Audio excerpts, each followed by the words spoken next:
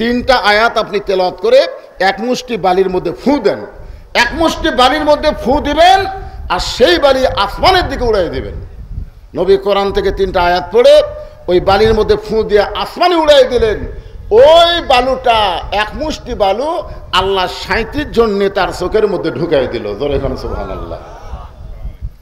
37 জন নেতার চোখের মধ্যে যখন বালু ঢুকেছে, এমন সময় তারা হাতের অস্ত্র ফাইলা দিয়া, চোখের মধ্যে বালু ঢুকলে কেমন হয়, সবাই এরকম খালি চোখ ঘুষতেছে। আপনার বলেন যাদের হাতে লাঠি ছিল, নবী বের হলে নবীকে যারা মারবে এই নিয়তে দাঁড়িয়েছিল, এখন চোখের মধ্যে বালু দেওয়ার কারণে, বালু যাওয়ার কারণে তার কি আর খেয়াল আছে মারার খেয়াল? এখন নিজের চোখ বাঁচানোর খেয়াল, সবাই খালি চোখ ডলতিছে। এই সময় রাসূল বলতেছে, আল্লাহ এমন একটা সুযোগ পাইছি, যেই সুযোগে সবার পাছার উপরে গোটা দেখ বাড়ি দেওয়া যায়। জোরে এখন কথা ঠিক খেয়ে না, এই সুযোগে সবাই গেলে শট বাড়েন যাবি না এখন। তখন আল্লাহ বলছেন, হাবিব আজকে আপনি যান, মারার দিন হবে, মারার দিনও কিন্তু হবে, আজকে আপনি যান। 15.5 বছর সবাই ধৈর্য ধারণ করেছে আর আল্লাহর কাছে বলেছে, আল্লাহ কি করব, করার কিছু নাই।